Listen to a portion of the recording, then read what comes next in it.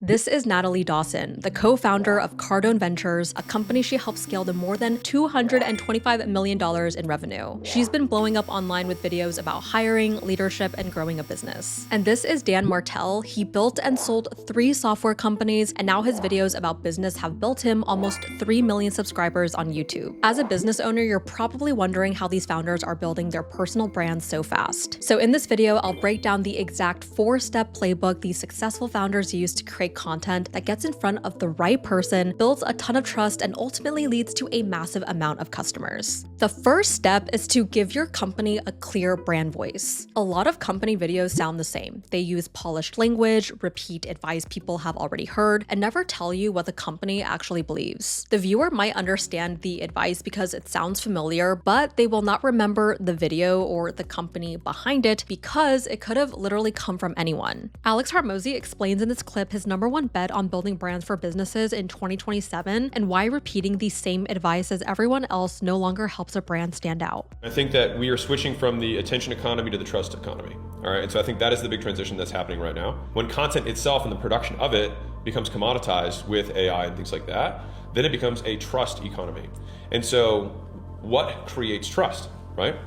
And so we want to approximate truth as closely as we possibly can. People trust you more because it's true and, et cetera. The biggest thing Alex mentioned here is the shift from an attention economy to a trust economy. Because unfortunately, publishing more is not going to help you stand out anymore. Because quite literally everyone can share the same advice, copy the same format, or use AI to produce the same type of content in seconds. And the part that got me is this idea that Alex's own view of content has also changed. Because he eventually saw that sharing useful ideas, not gatekeeping or holding back really valuable information, could actually help him build trust with his audience. And then that trust makes people more likely to want to buy from him. We used to think posting more was the fix to all of this, but it was not. If your video sounds like something a competitor could have made, there is no reason for someone to remember you, let alone trust you. So really, your brand voice comes from the lessons you have learned by doing the work, what you believe, what you disagree with, and what you would honestly tell a customer. But once you know what your company wants to say, you need to connect it to a problem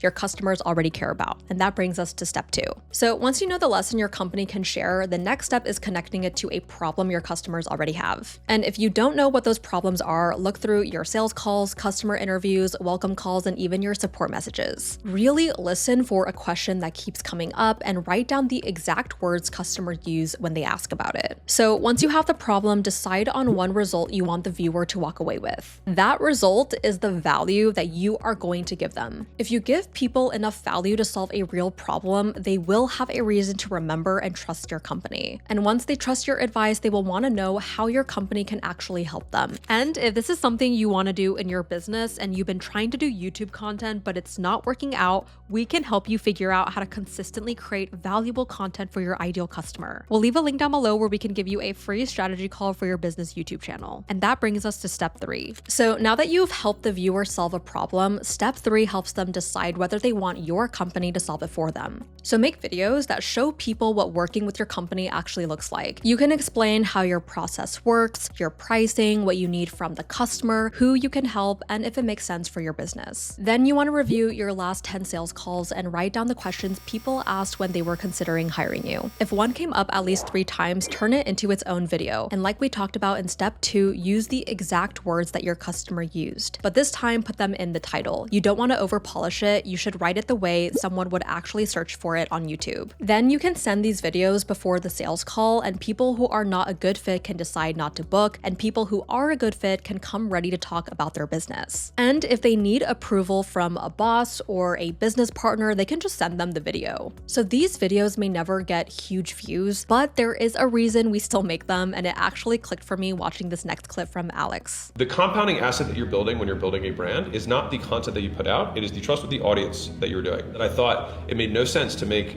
a live video like this where the vast majority of people are not going to watch it, a month from now or two months from now or a year from now, right? So it's like, why would you make something that's like a depreciating asset? But what I didn't understand was the thing that it was building was an appreciating asset, which is your audience, which is the people who follow your stuff, who find it interesting and valuable. Alex basically thought a video lost its value once the views slowed down, but what he missed was that some of these people never left. They stuck around, they followed him, and actually trusted him more over time. A video explaining how your company works doesn't need to reach everyone, but it needs to reach the people who might actually hire you. So as more of those people are finding it, you're not just getting views, you're building an audience that already understands your company before they even talk to you. That is the appreciating asset Alex is talking about, but to keep that audience actually growing, you have to keep publishing, even when the founder gets busy, which brings us to step 4. The number one reason founder-led content usually stops is because the founder ends up doing the entire process. They typically choose every single topic, write every single script, review every single edit, and approve every title and thumbnail. And then once the business picks up, the next video gets delayed or never gets made. What should happen instead is let the founder provide what only they can provide, which could be their knowledge, their stories, and their point of view.